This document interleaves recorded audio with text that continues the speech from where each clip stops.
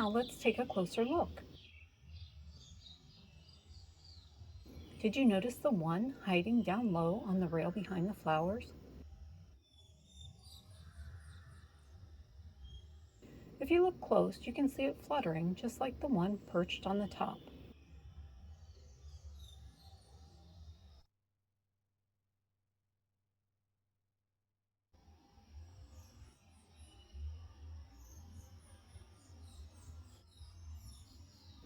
Not sure if this is just sibling rivalry or what, but it looks like they may have taken their fight for dominance from nest to flight.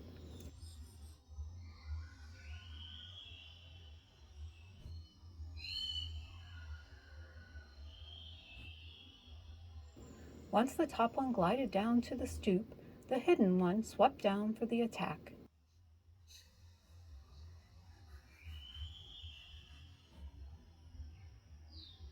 I'm not sure who won, but the chattering from them continued on for the next week or so.